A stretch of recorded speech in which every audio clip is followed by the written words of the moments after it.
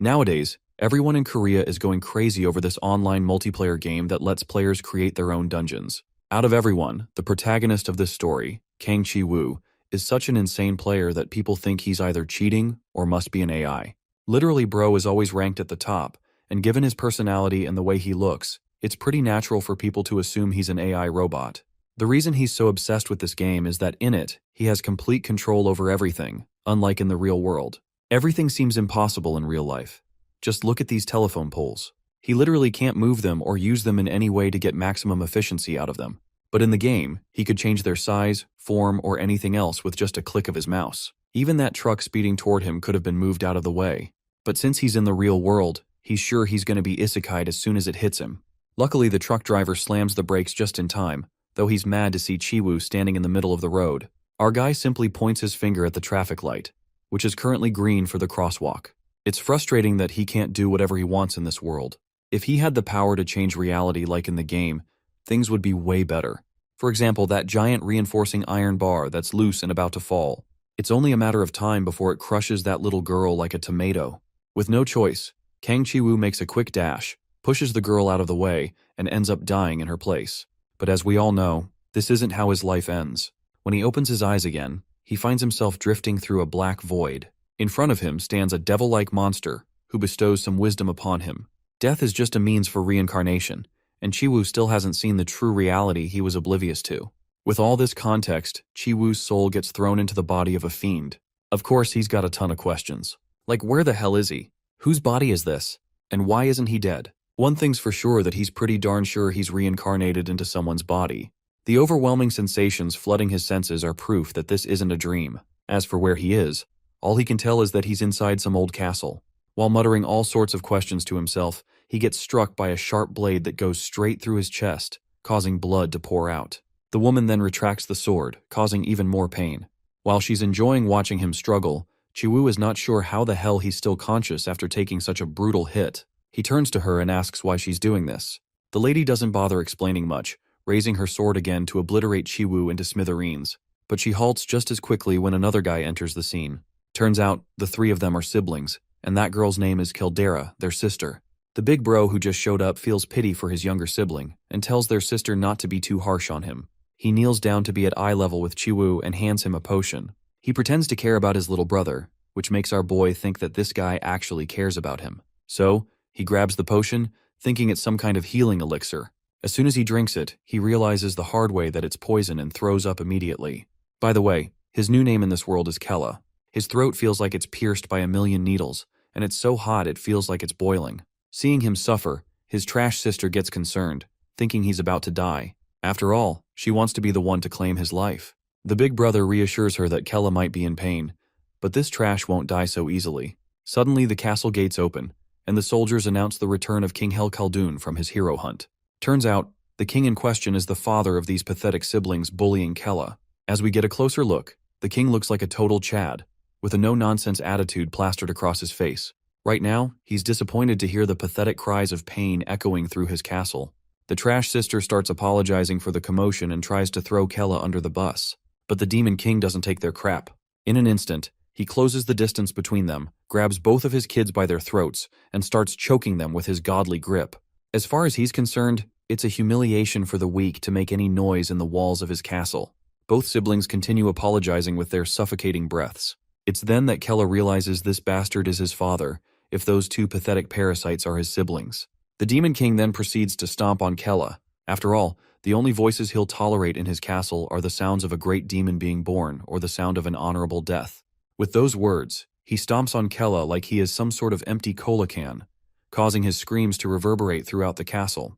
As Kella lies there, defeated, one thing's for sure, he's not dreaming. He has definitely reincarnated into another world. And, as if the comedy of errors couldn't get worse, he's the son of a bastard demon lord. Before we move on with the story, let's take a trip down memory lane to when Kella was just a child. As usual, he's been the punching bag for his siblings, and all he could do was cry and complain to his mother. While Tildera poked his eye with a fork, his brother Tarm poisoned his food. The only advice the doting mother gives him is to pay them back like a real demon would. Kella could do that, but he fears the consequences of messing with his siblings, like he might end up getting killed.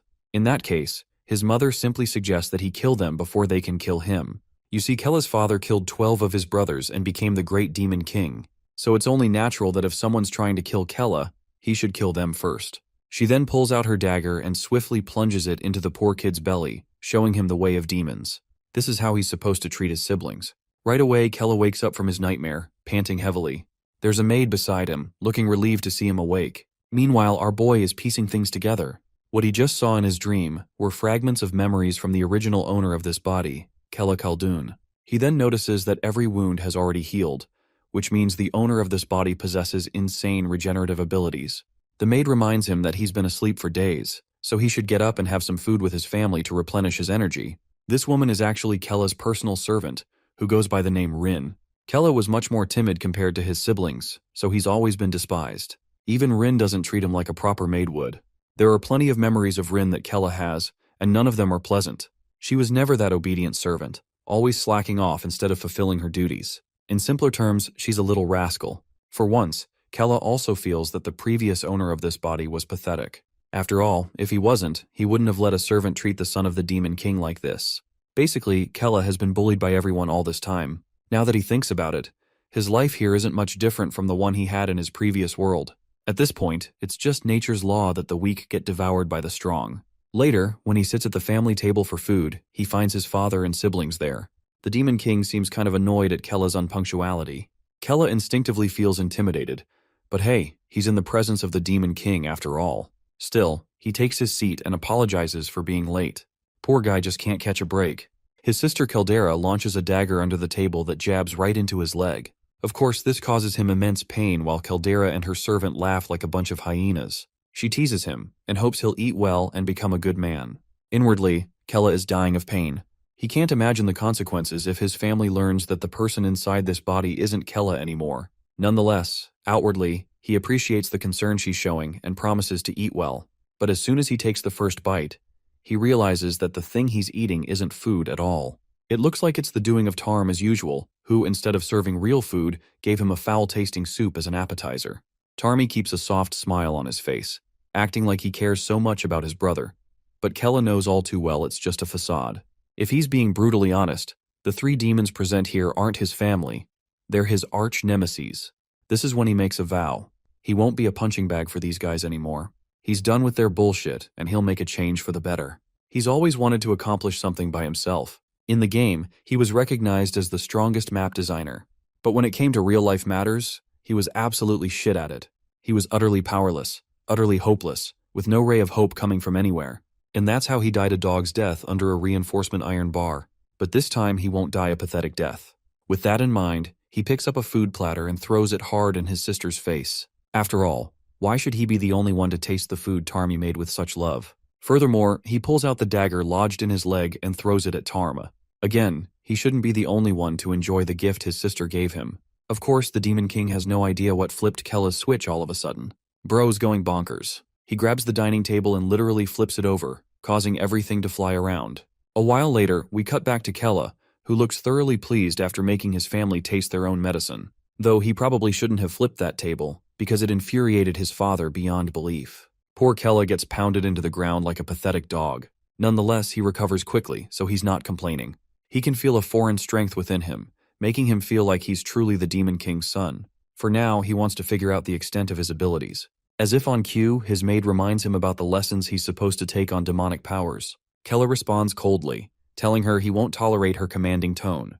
Of course, Rin is bewildered by where all this attitude is coming from. Meanwhile, Kella is thinking about these so-called demonic power lessons. From what he managed to gather from Kella's memories, they're some of the worst things he's ever experienced. Still, that's no reason to skip them. Later, once he gets to the training grounds, the instructor reveals that Lady Caldera and Lord Tarm won't be joining the class today. Though the teacher is glad that at least the rest of the students are here. Among the students stands Kella, who doesn't seem to have a good impression of the trash standing on both his shoulders.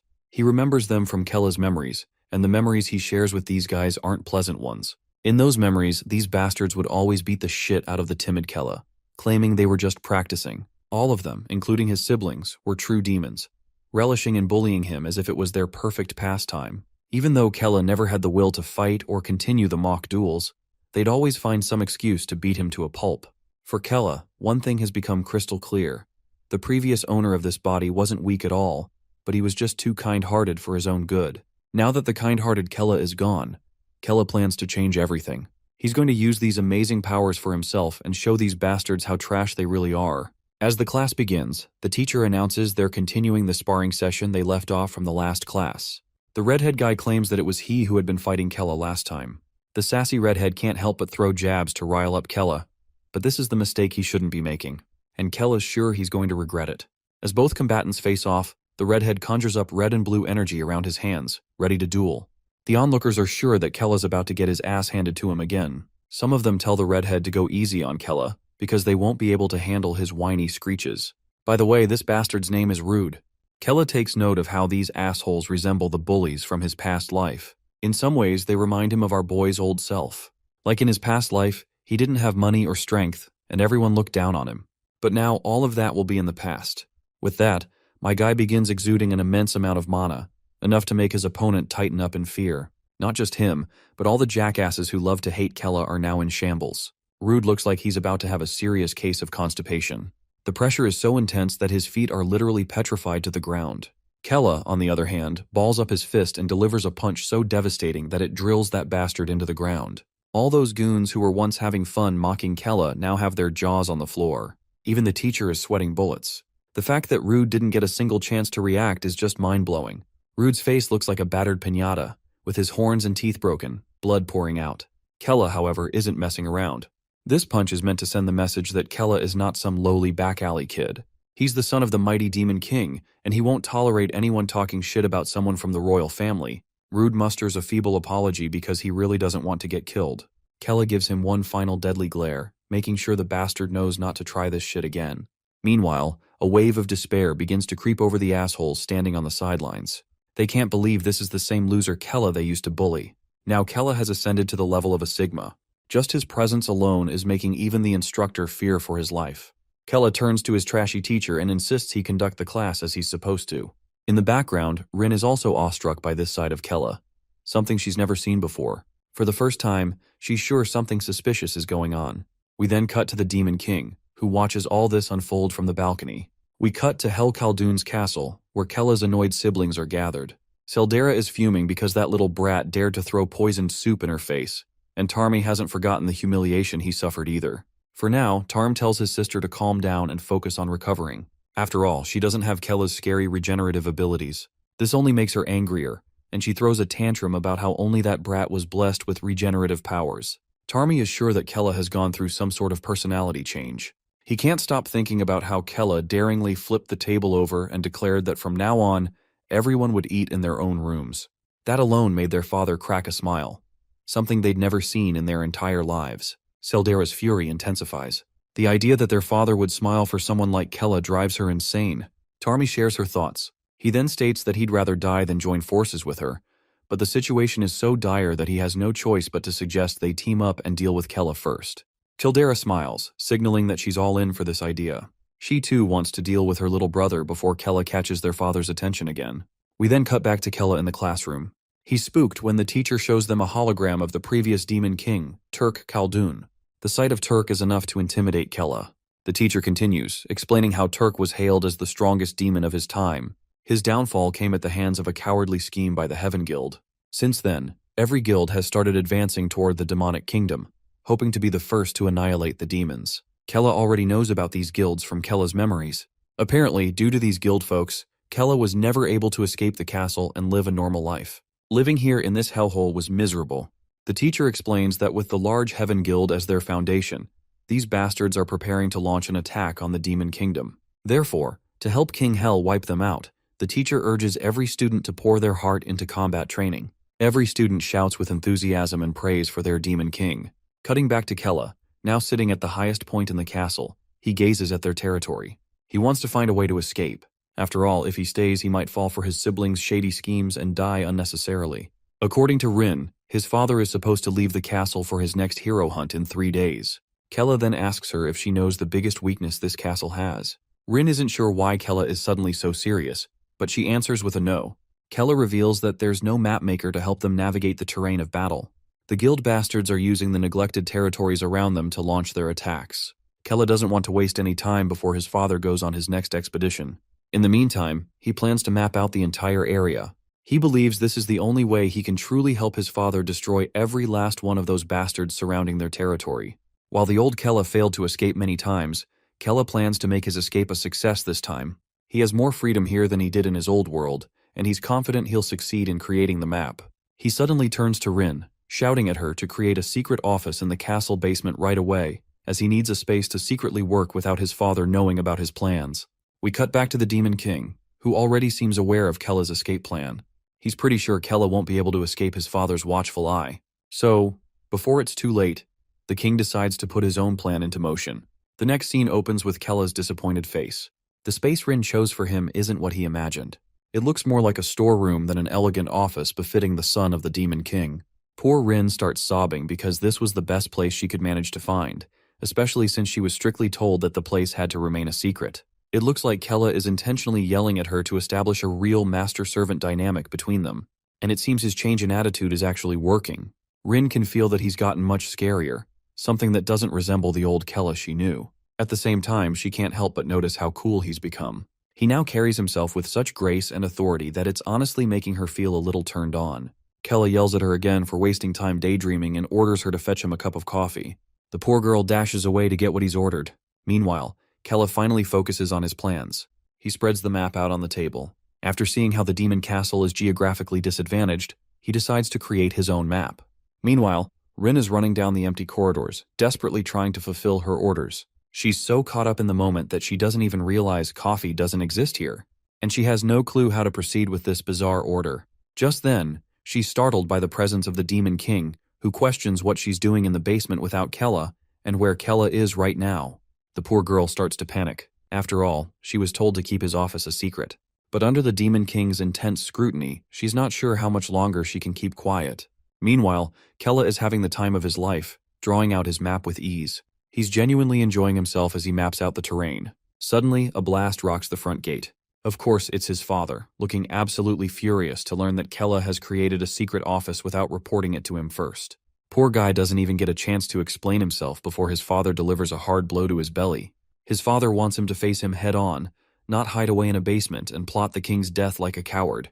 The pain Kella's feeling is on a whole other level compared to his siblings' petty beatings. If this keeps up for a few more minutes, Kella is sure he's going to die. Before that happens, he quickly presents the map to his father. The Demon King, utterly confused, doesn't understand what Kella is trying to prove by showing him a map. Kella begins to speak like a parrot, revealing how the outskirts of the castle are too geographically disadvantaged for their battles against the guilds. If they change the geography based on his map, it'll greatly aid them in the upcoming battles. Finally, the Demon King understands and retracts his hand, though he still doesn't understand why Kella needed to set up a secret office in the first place. Kella, without hesitation, explains that it would have been too arrogant to directly claim he wanted to help the mighty Demon King in his endeavors. That's why he wanted to show the revised map instead of blatantly making such a claim. Now that he's demonstrated his usefulness with the map, he asks his father to accept his help in exterminating Heaven's forces. Rin, watching from the background, is absolutely losing it. She's wondering why Kella is so reckless, addressing the Demon King with such blatant confidence. She thinks he's trying to get himself killed, but it seems like Rin is just overthinking it. The Demon King only asks how long it will take to complete the map. Kella lights up like a kid in a candy store, realizing his father actually approves of his map. He flashes all 5 fingers of his hand. The Demon King misunderstands his gesture and thinks Kella is asking for 5 days. So my guy quickly clears the air by reassuring him that it'll only take 5 hours, and once the map is finished, they can complete the necessary construction before the battle with Heaven. The Demon King is taken aback by his son's boldness. Eventually, he cracks a smile and gives Kella all the necessary permissions he needs. However, the Demon King warns Kella that if he turns out to be all bark and no bite, he'll pay the price with his life. With those words, the Demon King walks away. Suddenly, Kella is hit by a wave of pain and vomits, the aftermath of the blow he took from his father. On a serious note, he can't shake the fact that his own father would have killed him if he hadn't proved himself. Meanwhile, Rin feels a twinge of admiration. Her master actually managed to negotiate with the Demon King in his favor. Of course, poor girl gets yelled at again for standing idly by and is told to take Kella to the medical room. Just as Kella promised, he completes the map in record time of 5 hours. The Demon King's forces gather and begin extensive construction according to the new plan. The mages use illusion magic outside the construction area, transforming the geography so the enemy won't notice what's going on behind the scenes. Just like Kella aced every map in the game, This one is also a success. We cut to the Heaven Guild assembly. Heaven Guild Master Hermeson announces to his camp that the demons are transforming the surrounding terrain to their advantage. They've also discovered that the demons are using illusion magic. One of the juniors questions if they should launch an attack and disrupt the demons' preparations. The old man responds with no. As far as his strategic mind can tell, launching an attack now would be useless since they're already late. Their only option is to stick with the original plan. In 3 days, the strongest squad formed in Talua, known as Talcan, is arriving. Talua has been forming Talcan, their strongest squad, for decades. Now that elite squad is finally at its peak. He's sure those pesky demons won't be able to beat the strongest elite squad, which had been prepared in decades, now will be here in 3 days. That's why he's confident the Great Demon King will perish. We cut to the Talcan squad, making their way at full speed. They're confident they'll reach the Demon King's castle in just 2 days. Leading the charge is their general, Kilman, absolutely hyped up. He rallies his squad, declaring that they'll be the ones to bring down the Great Demon King, who has lasted for thousands of years. The rest of the squad is equally hyped, ready to burn the demon castle to the ground and wipe out the creatures inside. Riding a horse below is Shrills, the army commander. She's immensely proud of General Kilman's leadership. Her sidekick asks if they can actually defeat the Demon King this time. Shrills' response is positive. Talcan squad is unlike any other guild. Taking down the Demon King and his castle isn't far-fetched. It's just a matter of time. Meanwhile, the Demon King seems very pleased after learning how effective Kella's map actually is. Though it's not a perfect plan, it's better than nothing. And with his own body reaching its limits, he doesn't have many options left to rely on. Tomorrow will be the day he finally settles things with Heaven. The mages and demons are working furiously to finish the necessary constructions before the deadline. Kella watches as progress is being made. He can feel the difference between mapping terrain in a game and changing the real-world geography. Still, there's something thrilling about having the power to reshape the land. All he needs to do now is wait for the battle between Hell and Heaven to unfold. Tomorrow will determine how effective his map truly is. Finally, the day of the battle arrives. The forces of Heaven have gathered, and Talcan's squad has reached their camp. The soldiers chant Talcan's name, revering their power. Guildmaster Hermeson meets with Commander Kilman. Kilman expresses his eagerness to march toward the Demon King's territory and defeat them once and for all. The old man is ready to proceed with the plan, and before they begin their march, the soldiers raise their hands and let out a unified battle cry. Out of nowhere, a small blue ball appears between the feet of Kilman and Hermeson. It looks like some kind of portal, rapidly expanding. Kilman roars for his soldiers to prepare for an enemy surprise attack, ordering them into a defensive formation. From the blue energy, the Demon King himself, Hel Khaldun, steps out. To understand why the Demon King has come to the front lines, we flash back to an earlier moment. Kella reveals to his father that he has removed the barrier that focused Heaven's surveillance magic on their castle. This means his father can now use teleportation magic without anyone watching them. Soon, the mighty Demon King will be standing right in the center of Heaven's base. Of course, his daughter objects, arguing that teleporting straight into the enemy's base is reckless. Tarmi, too, adds that it's too dangerous, even for the mighty Demon King.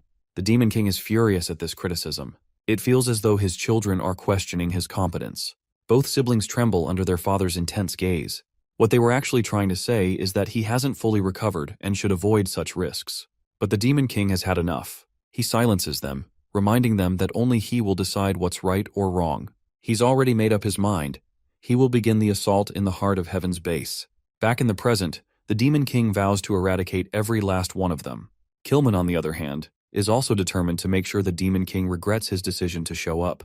He quickly orders his Talcan squad to commence fire. Meanwhile, Kella has gathered all his forces where he needs them. With the preparations complete, he orders his army to charge forward. The terrifying army roars as they rush forward, while Heaven's soldiers begin casting offensive magic spells. But the Heaven soldiers are caught off guard when, out of nowhere, a massive number of demons spring from the ground and latch onto the humans. Kella watches from above. Despite the bloodbath unfolding below, he can't help but crack a smile after seeing that everything is going according to the plan. Just as Kella is enjoying the success of his map, his siblings arrive, and it's clear they've come as his worst nightmare. They don't want him to hog all the glory and recognition from their father, so Kella must die right here. Tarmi uses his strange whip, piercing Kella right in the belly. It burrows deeper into him, continuing to lodge itself further inside. While Tarmi presses the tentacle further, he commands Caldera to make her move as well. She charges at Kella with a sword in hand, and in a split second, she severs his head as if it's a mere cucumber. The two siblings smile triumphantly as Kella's head flies through the air. While he might have crazy regeneration abilities, his siblings are sure that he won't be able to avoid his death this time. Kella Khaldun's head flew away from his body. spilling blood all over the place. His frame fell off the overlooking castle wall. Hitting the floor, the ground was painted red. With his quickly flickering remnant of life, Kella lets out a muffled noise. His traitorous siblings, Tarmi and Tildera, look down with glee, admiring their bloody work. Just when Tarmi was about to turn around to go and help his father, Tildera seized the chance to stab him in his weak spot. After dealing lethal amounts of damage, she jumped away from her quick-witted brother. Tarmi was taken aback upon seeing their mother's forbidden weapon in Tildera's hand. Crazy Tildera couldn't care less about rules forbidding the use of certain weapons. They're demons after all. If she kills her remaining competition right now, she will be the sole successor left. As Tarmi bleeds out, he dashed in anger, aiming to take her down with him. But it was practically over the moment he was stabbed with the forbidden blade. As they clashed on the rooftop, their beheaded little brother's life slowly faded away. He couldn't help but think about how demonic those two really are. Before breathing his last breath, the ground his body was lying on magically collapsed. Situated directly underneath Kella was his personal servant, Rin. She deftly grabbed his head and body, pulling them to safety. Away from prying eyes, she forcefully attached the separated parts together. Shivering in concern, Rin desperately tried to help her boss. Meanwhile, the demon army is flocking to the teleportation portals to mount a surprise attack on Heaven's flank. Unfortunately for them, humans have already accounted for such a tactic. Nevertheless, they charged forth without fear. They excelled in straightforward confrontations anyway. There is no going back for either side anymore. While the foot soldiers were engaged in an inconsequential battle, the main event just got more hype when a whole-ass dragon joined in. It had been a while since Demon King Hel Khaldun last dealt with a mythical beast like this. Regardless, he played with the scaled monster like a lost lizard. Using his sheer arm strength, he ripped the dragon's head, beheading the beast before it could execute a single attack. General Killman was aghast. Philly the dragon was supposed to be one of their trump cards. Panicking, he ordered the mage brigade to unleash everything. After an ungodly barrage of mana, the general waited for the smoke to clear, praying that they did enough damage to stifle the Demon King. Then, the humans felt a collective chill running up their spines. Hel Khaldun emerged from the rubble, his body twisting and transforming into something unearthly. Emanating limitless power, the boss just entered his next phase. General Killman had read and studied about this form from ancient texts. Throughout history, there are very few who have witnessed the Demon King's final form and lived to tell the tale. The soldiers looked to their superiors for orders, their bodies refusing to move from fear. Fighting through dread, Commander Thrills kept everyone's morale from dropping to hell. Even General Killman can feel the paralyzing terror taking over his body. The Demon King is aware of one glaring flaw in Kella's otherwise flawless plan. Even though they can bring the fight to the center of Heaven's base, they are essentially trapping themselves in a kill or be killed battlefield. As the Demon King, Hel couldn't possibly let that flaw get in the way of a golden opportunity to ore a farm.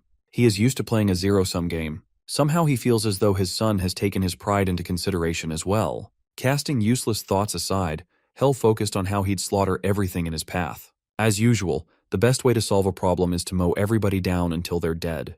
As he goes into his combat stance, General Killman urgently warns his men of what's coming. Shaking all useless emotions aside, he charged forth as the vanguard. The Demon King's eyes glimmered with brutality as the war reached its crescendo. Back in the castle's hidden basement, Rin is still holding on to her master's body, making sure not to move an inch. She prayed to whatever deity was out there to heal young Master Kella. A few days ago, Kella actually forced her to participate in some gruesome experiments. He would dismember his own body, and his poor servant must help him attach them back. It was a bit gross, but it works. Healing a severed arm only takes a few seconds. After a few tests on non-lethal parts, Kella strengthened his resolve to account for a beheading next. He needs to make sure that his super regeneration can save him from the most egregious injury. He promised Rin that they'd take doing head slowly. After a few nerve-wracking experiments on beheading, Kella confirmed that he is practically immortal. The next part of the plan is naturally leaking a few tidbits of false information to Tildera's personal servant. Rin did as she was ordered to do, and leaked a fake plan about how Kella was planning to kill Tildera during the war, while the king was busy fighting heaven. Of course, Tildera's servant was incensed. Capitalizing on her reaction, Rin added that the only way to bypass Kella's insane regeneration was by slicing his head off. Back to the present, Rin is gritting her teeth in worry. The crazy plan worked perfectly. But it wouldn't mean anything if the reformed, reckless, and idiotic young lord died anyway. Before you know it, his neck wound has healed, and the color of life has returned to his face. Kella really thought he was done for. His recovery speed must have slowed down because of the mana-imbued dagger. But now that he's fine, it's time to move on to the next part of the plan. Rin was just glad that her master was still breathing. Unable to contain her emotions any longer, she wrapped her arms around him. Unaccustomed to this feeling in both of his two lives, Kella blushed and felt his mind turn to mush. Pushing her away, he tried to lock back into the plan. Before moving on, he graciously severed Rin's servant contract once and for all. With this, she should regain her freedom, no longer bound to a life of servitude. Such a kind decision moved Rin's heart. Now that the contract is no longer in place, he advised her to live the life she always wanted to live with no strings attached. Seeing him marching forth with a sense of dignity made the newly liberated maiden's heart flutter. She remembered the first time they met as kids. The little boy didn't want a servant. He just wanted a friend. Remembering how he treated him years afterward crushed her with guilt. To correct her mistakes, she begged Kella to take her back as a servant once more. Against his wishes, she continued following him through the castle's hidden tunnels. Back in the main event, General Killman is at his last leg, covered in wounds and staggering with one less eye. The Demon King wasn't exactly unscathed either. Hel Khaldun had lost an arm and sustained grievous damages. Surrounded by crafty attacks from all angles, the Demon King is still standing strong. All by himself, Killman admits that he is no match against such a monster. By his estimation, no single human can stop this disaster at all. Looking around, Hel Khaldun assessed that human forces were nearly wiped out. Naturally, the same goes for his soldiers. At this moment, he thought of his children. He accepted the fact that none of them were coming to help him. Instead of wallowing in disappointment, he reminded himself that this was his own fight right from the start. With his last bit of remaining mana, he aims to wipe everything in sight. Meanwhile, Kella and Rin have reached the light at the end of the underground tunnels. Once he gets out, he'll be away from the surveillance of the demon castle. He will be truly free. He was so tunnel-visioned that he almost fell into a trap if it wasn't for Rin's timely interference. She jumped in front of her and summoned a magic shield to defend against malevolent spells. She was right to clutch up as soon as she caught a whiff of blood. Since there's no point in hiding anymore, Heaven assassins ditched their hiding spots. They hid in the tunnels to account for demons trying to flee. It's a mystery how, but they even have this secret exit covered. These assassins aren't playing around. Their sole mission is to make sure that the Demon King's royal lineage is wiped out. From a safe distance, they rained down spells that Rin painstakingly blocked with her rapidly deteriorating shield. As the young lord's willing servant, she is dead set on prioritizing his safety above all, above even her own life. From what Kella can remember, Rin caps out at simple defense magic. She can't hold on for long. Other than that, she can barely use attack magic. She just saved his life twice, and now she's trying to throw away her own just so he can flee. Kella grabbed her by the shoulder, a stern expression on his face. He then threw her to the side and scolded the servant for acting all strong and tough. If she really wants to be his servant so badly, the least she can do is stay alive for a bit longer. Seeing this, the assassins called him an idiot for throwing away his last hope for survival. According to their intel, middle-class magic is good enough to kill Kella, the weakest heir in the Demon King's castle. What their intel didn't account for was the truth. Kella has always been a timid boy. He has the power but never had the heart to use it. With a new soul in charge, that's not the case anymore, which means that the intel humans have is useless. They really thought the son of the Demon King was a simple low-rank scrub. Proving them wrong, Kella dealt with one of the assassins in one punch. They really need to double-check their sources next time. Caught in his hands, another assassin tried to beg for his life before getting crushed. Defeating a Heaven's Mage assassin is no easy task. As the rest of the cloaked gang panicked, Kella directed his bloodlust at them. In a compromised situation, there is one thing that the mages can use: the light spear spell. With this technique, they can pool their paltry mana in a single powerful attack. The downside is failing to execute properly would result in a deadly blowback.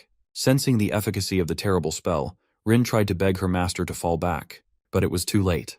Both of them were impaled by numerous light spears. Wounded, Kella was rattled as he felt completely and utterly paralyzed. Rin was also caught by the petrifying spell. She apologized for failing her master once more. The remaining mages were completely winded but pleased that it worked.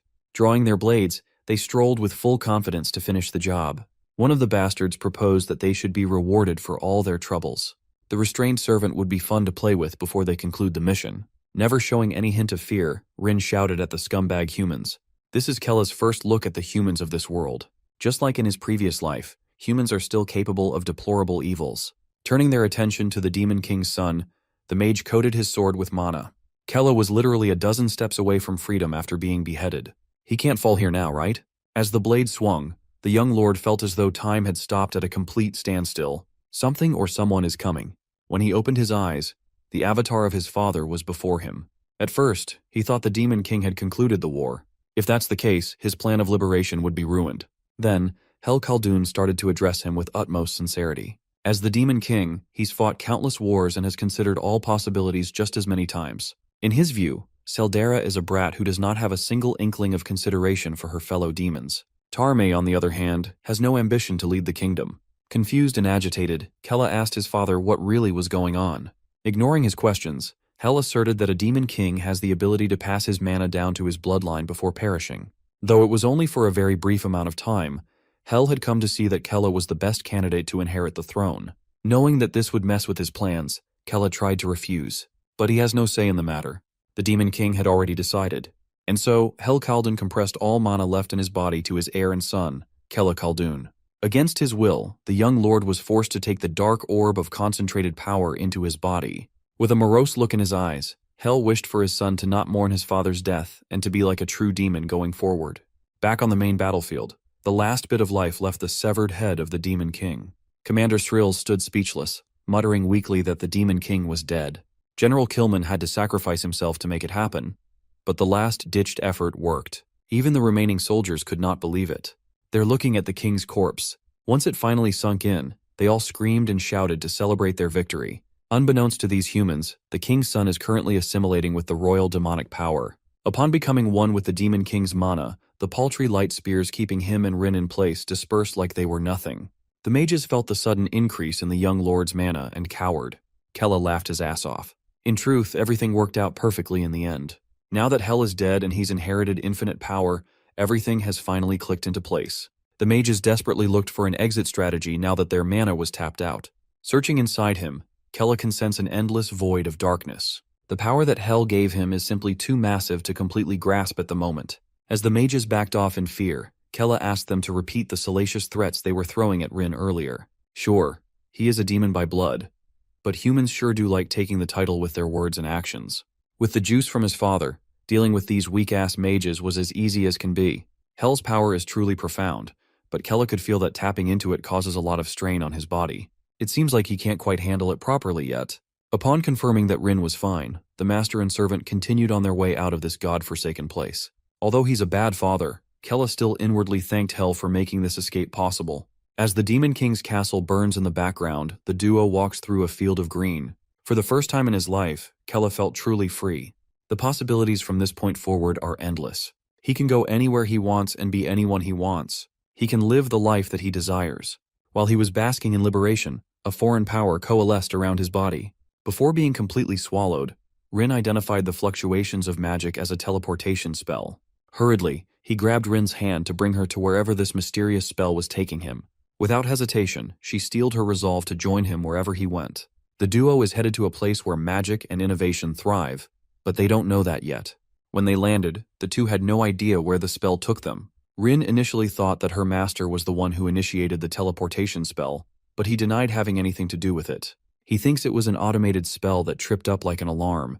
His father must have prepared it in case he died in battle. Not only were they transported to an unknown land, but all of their lingering wounds were also completely healed. By Kella's estimate, they've probably spent 3 days within the teleportation space. The Demon King must have set the time on purpose, along with the healing magic, in case of an emergency. Setting up 2 high-level spells at once is not a feat that anyone can do. He might be a bad father, but Hel Khaldun cared about the survival of his children. Rin pieced the puzzle together and confirmed that the Demon King was dead.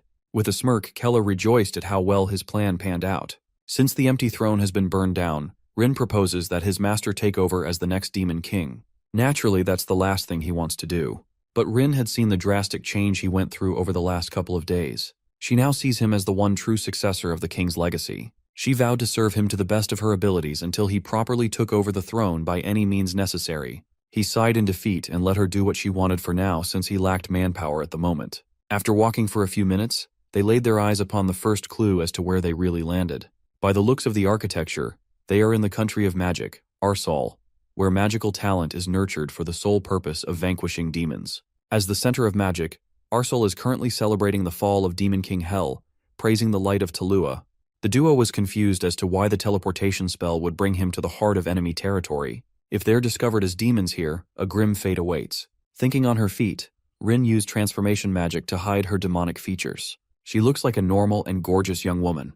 Kella copied what she did and transformed into a punk with a dyed mullet.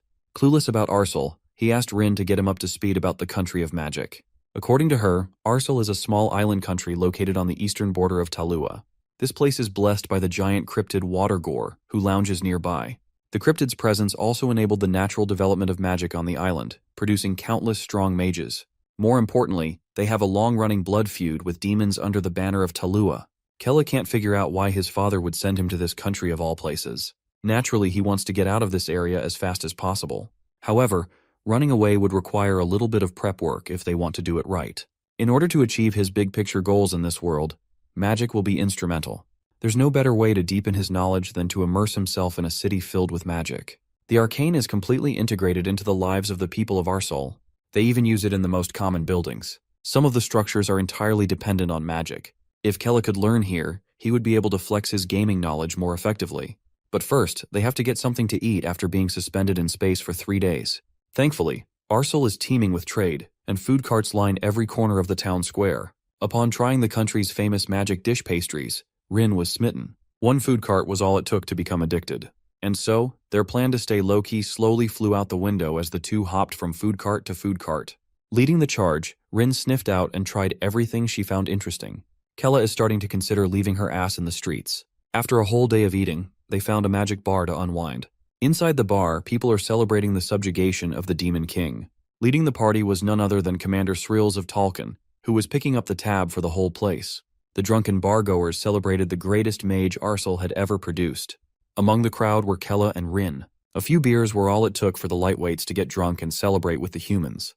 Having fun, Kella is starting to think that taking a break now and then isn't so bad. While they were drunkenly enjoying the festivity, they caught the eyes of the victorious commander. Her interest was piqued by the odd couple for some unknown reason. A few more rounds later, Kella had to run out of the bar to throw up. They got too excited and drank too much. Sobering up a little, Rin also found it a little disrespectful that they were partying and celebrating the death of the Demon King. Suddenly, a stampede of people came running towards the town square. They were all excited about a new S-rank quest posted for anyone to take on. The last S-rank quest to kill the Demon King just ended, yet the authorities are already putting up another one. Curious, Rin dragged the still nauseous young lord to see what the ruckus was all about. Posted on a castle wall was a bounty poster for the Demon King's son and the exorbitant price for his head. It looks like humans are really trying to put an end to the royal bloodline this time around. Kella almost drunkenly gave out his identity if it wasn't for Rin's timely obstruction. Most people are aware that Kella is supposed to be the weakest out of the Demon King's progeny. That means they can claim an S-rank award for accomplishing a B-rank difficulty quest. Every hunter on the continent must be elated. Hearing demeaning words from the crowd slapped the drunkenness out of Kella. He has to play safe and lay low. That's the safe play for now. As the master and servant left the town square, Rin asked her master what she should call him in public. They can't be going around calling him by his real name after all. After a brief consideration, he asked to be called Chiwu. Hearing the weird name lacking any sort of grandeur, Rin was quite disappointed. Anyways, that S-rank bounty being posted for everyone to see is bad news. Chiwu had already abandoned the thought of spending one more second in Arsal. Hearing them talk about the new S-rank quest, the drunk Commander Srills butted in while holding a mug of alcohol in her hand. He might not be familiar with her, but based on her aura alone, Kella can tell that this woman is a threat. People in the tavern called her the Hope of Arsal. She bad-mouthed the surviving son of the Demon King, and Kella had to swallow his words and add them to the trash talk. Getting caught by this lady would be the worst-case scenario. Looking at the two with curiosity, the commander pulled them in by the shoulder. She directly asked them if that Demon King bastard's son would pose a problem at all. Inside the tavern, she noticed something peculiar. These two smelled rather strange compared to everybody else. Just as the master and servant were about to flip out, thinking that their ruse had been seen through, the commander threw another curveball. She only singled them out because they smelled like travelers who hadn't taken a bath in a while. Like a good Samaritan, she invited the two to come over, wash up, and get some more drinks at her place. Kella and Rin exchanged a mutually confused glance. Afraid of sounding suspicious, they stiffly agreed to the invitation. And so, they walked to the House of Arsal's Hope, and were forced to stay.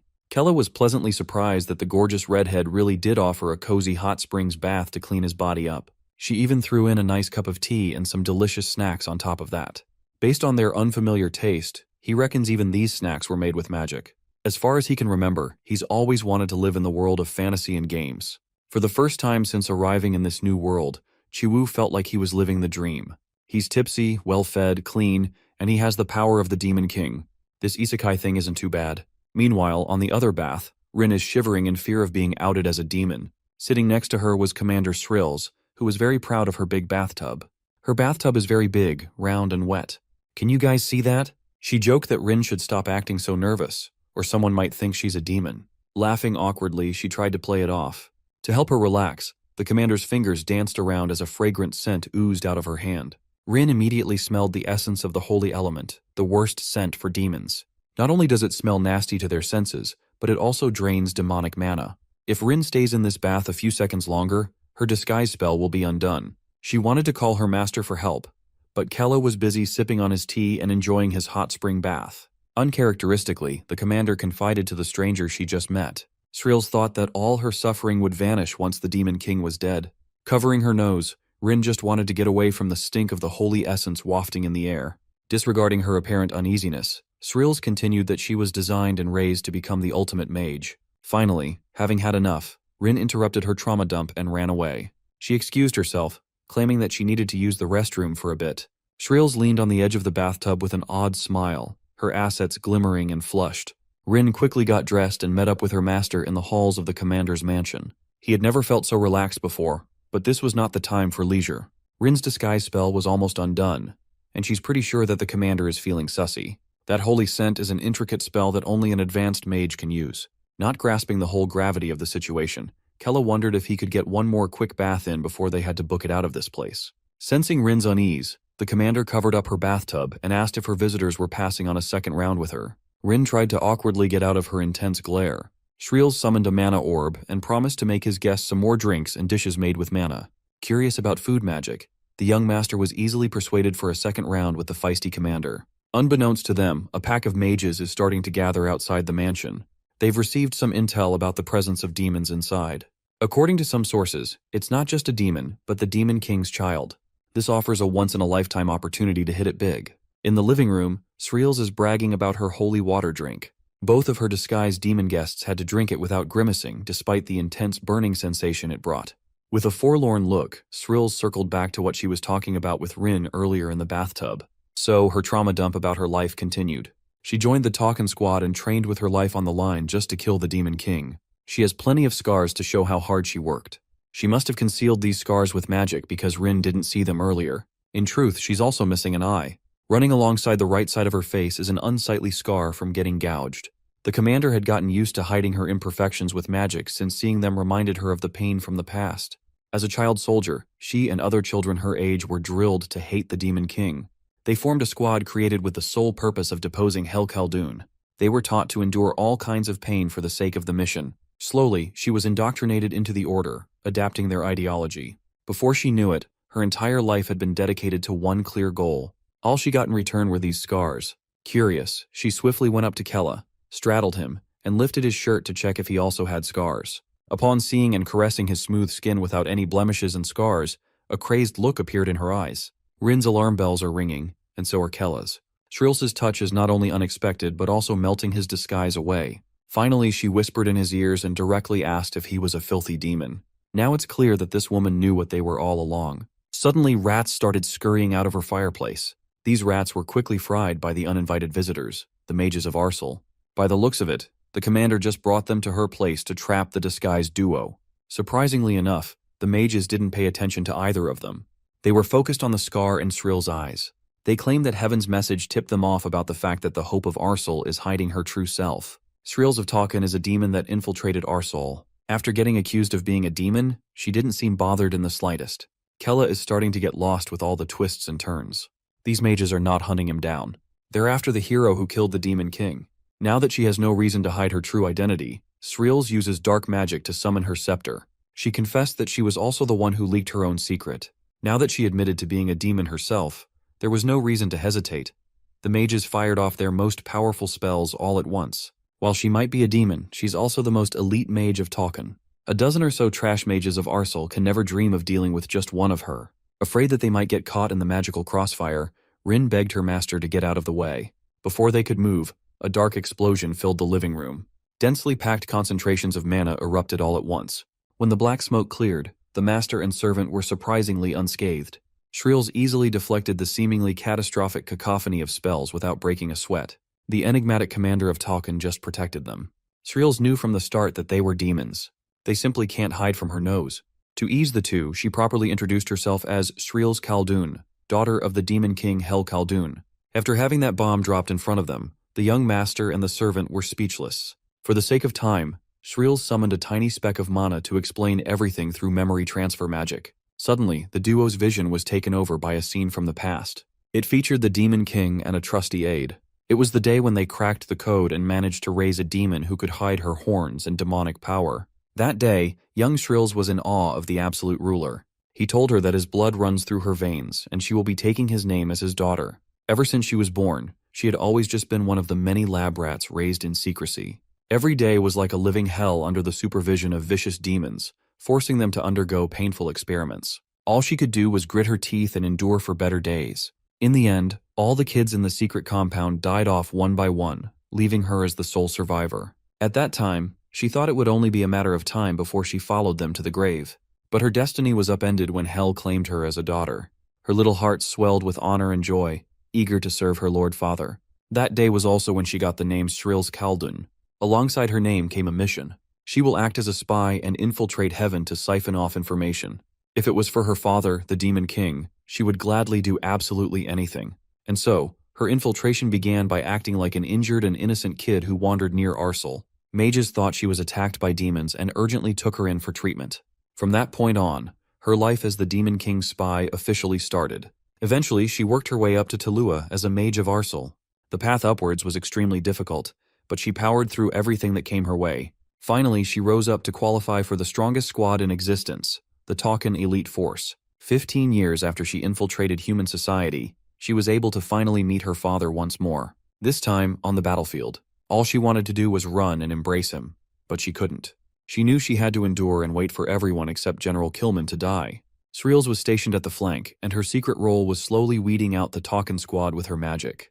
That way, she can support her father until General Killman is 6 feet under. Once Taucan is wiped out, she can finally consider his mission a success and return to the castle with Daddy. She wanted nothing more than to start a new life by her father's side, to take on her real name, Shreels Khaldun. However, the battle didn't go down the way she thought it would. The general and the Demon King praised each other for exceeding expectations. As the apex predator, Hel was quite offended that he was being complimented by a mere human. Finally, General Killman pulled out his last ace in the hole, a final attack containing everything he has, the Spear of Heavens, Martyrs. Mirroring his efforts, the Demon King summoned the Flames of Hell, Magna Lexir. The clash of two ultimate techniques burned hot and bright. Shreels felt a bad premonition. In that instant, she clearly heard her father's voice. For the first time in a decade and a half, he called her daughter by her name. In her final moments, Hel Khaldun gave her one more final order to serve the next Demon King as she had served him, to protect the bloodline until the very end. As tears of mourning poured down her eyes, the clash of heaven and hell swallowed everything in its path.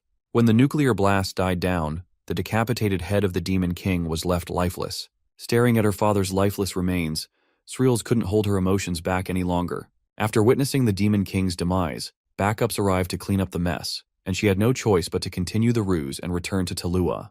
While she was mourning the loss of the most important figure in her life, people from all over the entire continent were jovially celebrating to their heart's content. For the first time in millennia, humans finally caught a dub. From that moment on, Shreels decided that she would retire and move to Arsal, a place she considers a second home. She wanted to start anew, a clean slate. Arsal will be her home base while plotting to avenge her father's death. The plan starts by wiping out the country of magic off the map. Rin was conflicted, while Kella was feeling a pit in his stomach. He thought he finally got away from crazy siblings, but he thought wrong. Even though they're not completely blood-related, another sibling just means another headache. Snapping him out of his thoughts, Shreels claimed that she wouldn't force Kella and Rin to cooperate with her as fellow demons. But she is certain that Arsal is a core threat to all demon kind. The longer they let the center of magic prosper, the bigger a problem it will become.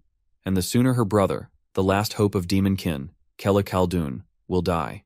Her words make sense. Even in the game, Chiwu recalls how important the role of mages is in wars. If they let Arsal be, they'll just continue sharpening the arcane to take his head. Speaking of mages, the first responders were distraught. They're worried that the explosion would attract more attention, and someone else might take credit for their discovery. So, for one more decisive attack, they pooled all their mana together for a kill shot. Thinking about it, these crooked mages must think the two youngsters behind Shreels are normal humans, yet they still attacked without thinking of possible collateral damage. Pissed off, Kella dispelled his disguise, showing off his horns and fangs, and claimed that he'll be dishing out some so-called self-defense. Upon distinguishing the hint of pure energy he was emitting, Sril's eyes went wide in shock and recognition. There's no doubt about it. She could feel her daddy's power boiling inside this young man. On this night, the siblings waged an endless battle against the center of magic in the human world. In Rin's untrained gaze, it probably looked like a one-sided massacre. Sril's considered Arsal her second home, so she knew its layout like the back of her hand. She started absolute destruction by mowing and burning down the main facilities of the government, followed by the Magic Academy. Kella used the Demon King's mana he inherited to keep up with his sister's efficiency. Together, they subjugated those in power who were drunk on the excitement of the festivities. Without batting an eye, he clawed through their flesh like bags of meat. With impeccable teamwork, the siblings were able to bring the nation of magic, Arsal, down to its knees. The whole place propped up by the arcane burned deep into the night. The smell of burning human flesh wafted in the air. Some of the surviving mages cursed the demons for destroying their home. In truth, Sril's could also say the same thing to these people. They are just retaliating for what these humans did to the demon realm. Arsal is just the beginning. Sril's had already set her sights on the Talkin Squad and the great empire of Talua next. She is determined to put an end to everything. Knowing the scale of such a mission, it seems impossible. Now that they're done decimating Arsal, Kella excused himself and walked away from his sister. Before he could leave, she confided that she recognized the man he was using, who was tied to his real identity. Since she already knows, there's no point in hiding any longer. When he admitted the truth, Sril's was taken aback. Truthfully, she was just throwing out an educated guess. She wasn't 100% sure. Since that's the case, Sril's explained that she's not the Demon King's daughter in a traditional sense. She's more like a mutant made by blood aura. Because of that, she wholeheartedly acknowledges Kella's royal bloodline. She might not look like it because of certain features. Sril's was actually made after Kella was born. That makes him her older brother. Hearing her say that petrified the young lord. Assuming that he also wants revenge for their father, she formally invites him to help in her mission. She doesn't know that revenge is the farthest thing in his mind right now. Hell, he even ran away from home. Upon sensing some unease on her brother's face, the crazy sister had to remind Kella that he was the only remaining bloodline of the king, the father's only remaining child. Afraid that this crazy redhead might turn on them, Rin whispered to her master to just accept the invitation. At this point in time, Kella also feels like he has no other choice but to play along. Calming down upon hearing his decision, Sril smiled and walked towards their next destination. While he's playing along, Kella intends to milk his mutant sister dry for all of Arsal's magic that she mastered. Revenge is the best excuse to stall for time while gaining a powerful ally.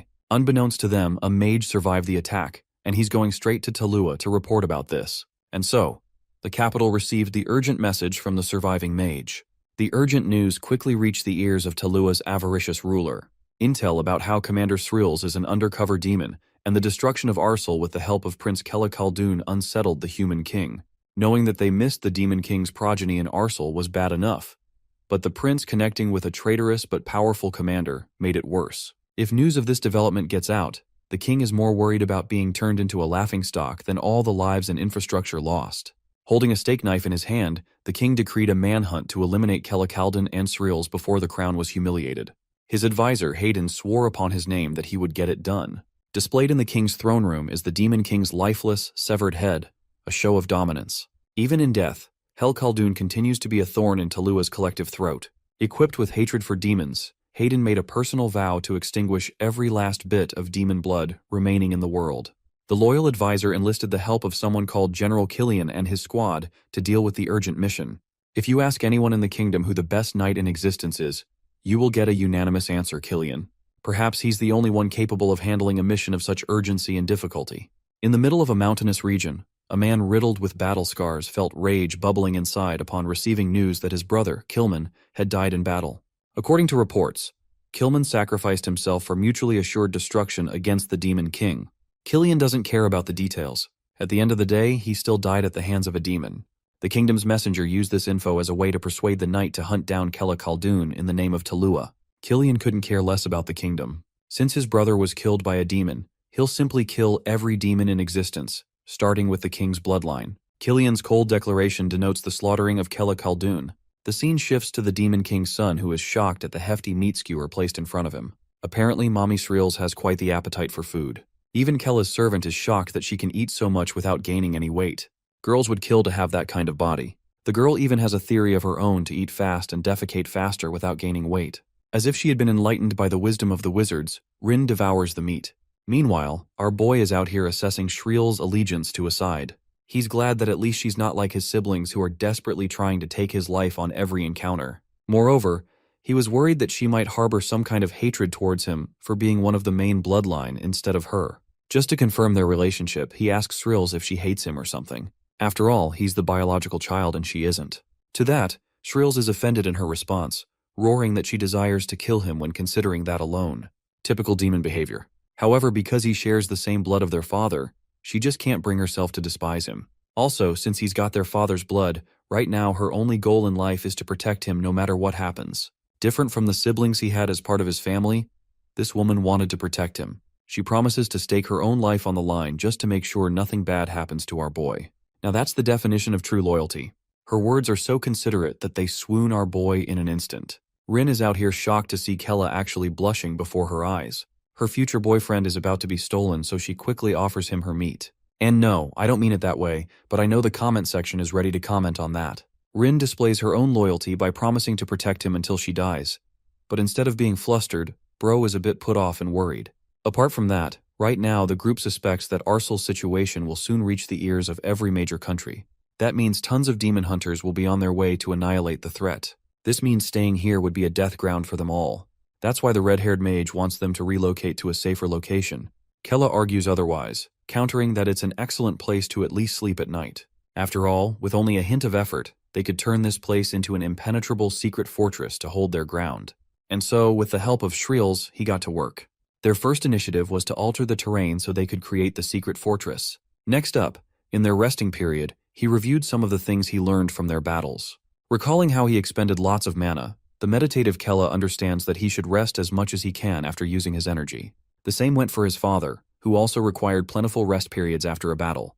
Now for Shriels, she's expended even more mana than him, which is why her rest periods are longer than his own. In the end, they were able to recover over time and protected themselves with the help of the secret fortress that was crafted. In the next scene, we turn to the perspectives of our enemies. The Talkin's second squad is called the Talkin of White, and this squad boasts the most powerful knight on the continent, Killian. The king is glad to see the finest warriors assembled to slay the remaining demons. He's excited just to witness their arrival. This squad is the strongest squad ever, but Killian appears indifferent, and in his short training period, he's grown even stronger than last time. His friend believes that General Killman would have been very happy with Killian's progress if he were still alive. Deed is then smacked for speaking about a delicate matter so easily. Audria seems to be the same as always. Another subordinate of Killian questions if they should really be listening to the king's orders. After all, their anger can't be satiated even after the killing of Kella Khaldun as the Demon King's son. Killian apologizes to Kalka, stating that he's got something to show to Curdly first. In the palace, Killian comes face to face with the beheaded trophy piece of the Heaven's Kingdom. Even after the Demon King's death, Killian is just as pissed at the loss of his brother. The rest of his teammates are observing in their own way, while Curdly confirms to the team captain that their tracking spell will work with the headpiece alone. The Great White Mage prepares her spell, reasoning that the bloodstains should be enough for her to track down the location of the bloodline. Killian coldly tells the Demon King's headpiece that he's going to personally enjoy slaughtering the rest of his kind, and he's hoping that Hel Khaldun gets to see all of it. The following morning, Shriels is heavy on her orders. She wants them to get started because she expects the arrival of the strongest squad of Talkin. Not even Rin knows about them. The red-haired mage explains that in Talua, no one truly even believed that the first squad would be capable of taking down the Demon King on their own. They were basically going in as the experimental group to be used as a test. The real squad that is supposed to be only the best warriors, second to none and basically demon-killing machines, is the Squad of White. The Talkin of White is led by Killian, the younger brother of the late general. The really troublesome part is that Killman, who basically ended up defeating the Demon King, is even weaker than his brother. Though Shriels does not want to admit it, the Talkin of White is much more capable than Killman's squad, to the point that it is comparable for them to even imagine. Now that's terrifying. Kella is concerned while Rin displays visible nervousness. She doesn't know how they stand a chance against Talua. To that, Shriels explains that the Talkin of White was trained in isolation, which means it will take a while for them to get together and come back. Until that happens, they've got to get started with Talua and end the battle soon. However, it won't be easy. Talua is way bigger than Arsel, so even Kella understands that luck won't be the deciding factor in this battle. And if luck is out of the question, he must do something. He argues that with his bounty quest already on the fly, it's possible that the Talkin of White has already banded together. None of them know it, but he's actually right in this case, as we saw in the previous scene. Kella explains that it would be stupid for all three of them to attack Talua without backup. For now, they need to prioritize building manpower, build their own base, and fight back that way. It's an interesting idea to Rin. Kella goes on to explain that an entire army will be more than capable to handle a squad, even if it was the toughest squad in the continent. Top it off, their base won't fall, even in the worst outcome of the soldiers of Talua invading them. Kella intends to construct the most powerful dungeon. His plan stumps Sriels and surprises Rin. The thing is, there's no point in taking on battles that are too uncertain for them to win, because if they do take that approach, the end result will be that of what happened to their father. So the correct response to this situation is to build the strongest dungeon against the Talcan of White, and use that to wage war against Talua. It's an impressive approach that even Sriels seems to take a liking to, and she's gained respect for him and his creative strategic approach. Meanwhile, our boy is just glad he was able to piece together a small plan in the heat of the moment. Sriels is thrilled to go on and build up their manpower first, especially since she's got enough connections to take care of that.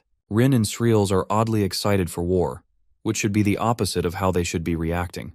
But Kella is rather surprised that both of the girls actually liked his idea to that extent. For now, this is the best way to stall for time.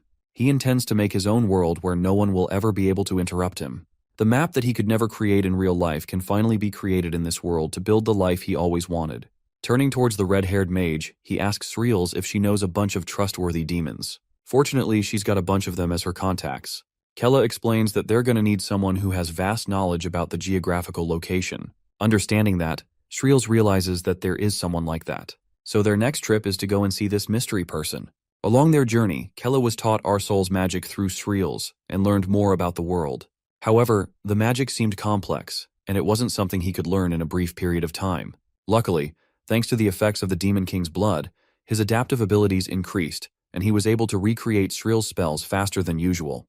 Kella is glad that he's learning at a faster rate, and with every improvement made, he thinks he's getting closer and closer to his goals. 4 days flew by in an instant, and their journey was about to meet its destination. Rin is surprised that a demon lives in such a barren location, though Sriels explains that the place wasn't always like this. It's only because of the Talcans that it was reduced to such a pitiful degree. Sensing the arrival of someone powerful, Sriels orders both of them to stay still no matter what happens. Right before them, the powerful demon makes a strong landing, thinking that the Talcan squad has come to ruin this place again. He goes on to thrust a spear into Sriels' heart, but she's so badass, she doesn't even flinch and simply takes it like a champion. She understands that most of the demons have yet to hear of her existence, while Rin is terrified why the mage is letting herself be stabbed without confessing the truth about herself. Kella orders his servant to remain quiet, stating that they should allow them to have a moment to themselves. The demon and his men question why Sriels isn't fighting back, believing that she sees them as inferior and not worth her time. Apologizing for all the things that occurred on behalf of Talcan, Sriels happily gets down to eating their wrath if it helps them feel better about their anger. Hands down my favorite character in this story. The demon is shocked to witness a human enacting the same symbolic pose of their kind. Sriels then finally confesses the truth, remarking that she too is a fellow demon and that she apologizes for her actions. This shocks the group even more, because they vividly remember her coming out with the Talcan squad last time. Kella finally breaks his silence, declaring that he's the final remaining child of the Demon King, Hel Khaldun, and with his authority, he confirms the weight of her words. Just his sheer magic energy alone is enough to confirm to them that he's the Demon King's son. They immediately get down to pay him the proper respect he so deserves, enacting the same pose of their kind. The demons fully offer their support to the successor of their king, and so far their mission to gain a small army is turning out just right.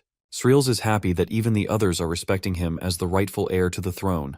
Meanwhile, Kella is starting to believe that he might just end up commanding an actual army of his own in this life. The arrival of the great Demon King's son is celebrated loudly as the Earth Demons cheer their support for him.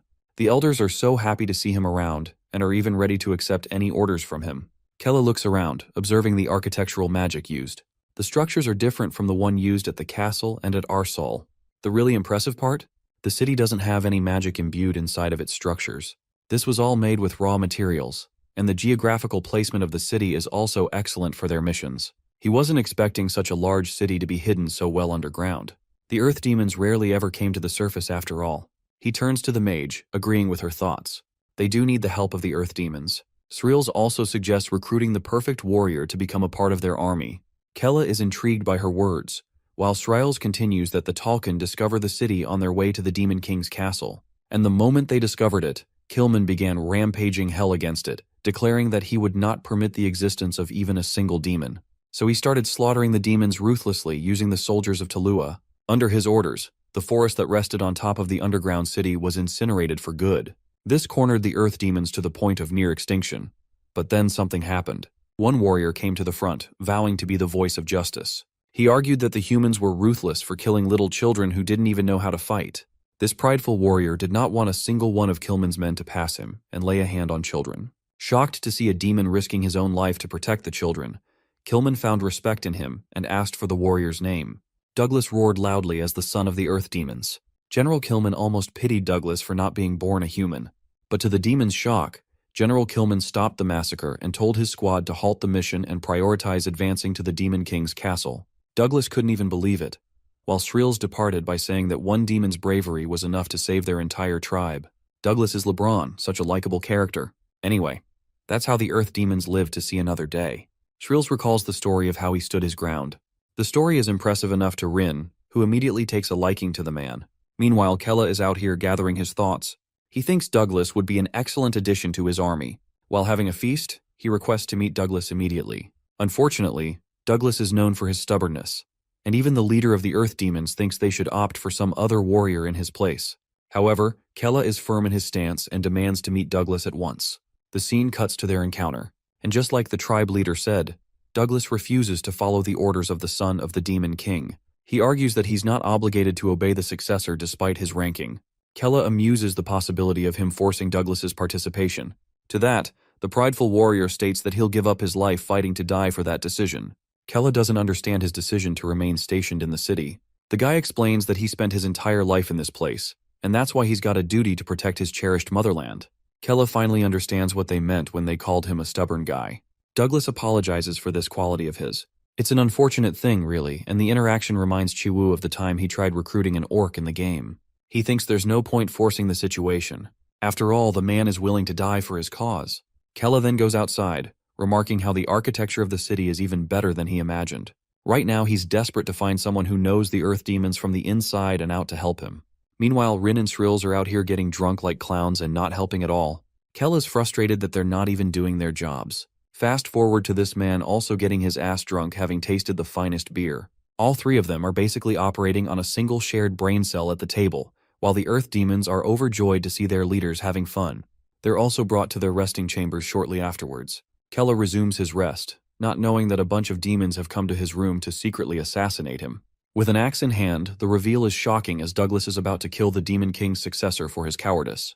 He unloads the axe and connects the hit. Does this seem like the end of our boy? You thought wrong. Douglas is stunned that his target was able to dodge even in such a vulnerable position. Kella misses the axe by an inch, and remarks that he's finally certain of how the situation is holding up now. He pounces out of bed, while the rest of the rebels attempt to end his life for being a coward. Then we get a clearer view of Kella's thoughts. When he first met Douglas, he wondered why the warrior was making separate weapons that weren't supposed to be a part of the smithy. And the restraints he saw, they just looked too small to fit an orc. As he was walking around, he could also tell that multiple people were tailing him in secret. After that, he became even more wary of his surroundings and quickly realized that there was also a wall with a magical barrier coated inside. This barrier was so subtle that if he hadn't inherited the power of the Demon King's mana, he wouldn't have been able to tell that it was coated with magic. Then, he also recalled how in Shrills' version of the story, Douglas stood his ground protecting the children of the Dark Elves. However, upon close inspection of the city, he couldn't locate a single Dark Elf around. That's how everything started falling into place inside his head. And now, Kella makes his advance, sharply cutting past all of his enemies in a singular motion and defeating them all. With Douglas on the ground, he confirms to the warrior that Douglas never stated to the general that he wanted to protect the Dark Elves. Instead, Douglas only mentioned that he wasn't going to hand them over to them. This means the so-called brave and prideful warrior never really cared about protecting the children in the first place. He simply didn't want them to be taken away from him. Kella's cold assessment of reality terrifies the scumbag, who is at a loss for words. Kella then amuses a question. Should they finally undo the magic barrier that he placed so meticulously? In the next scene, the son of the Demon King has Douglas revealed as a traitor. The man who they revered to be a great warrior turned out to be a lying clown. Also, Kella is convinced that every Earth Demon was also a part of the plan. This means they were using Douglas to assassinate him in secret, as even the filthy tribe leader is shocked that Douglas failed to execute the mission. Kella is pissed, demanding the Earth Demons to stay put, otherwise he will slaughter their warrior. The Earth Demons unveil their true nature, calling Kella a coward even though they worshipped him only a while ago. Facing the same magical wall he sensed from earlier, Kella orders his hostage to open the door immediately. Since he doesn't have any other options but to comply, Douglas unlocks the door, revealing the dark reality. The elves he was looking for and their children sat terrified and enslaved. Kella is mortified to find them starved and in an even worse state than he envisioned. Shrills and Rin also come around checking on his health, confirming his suspicions.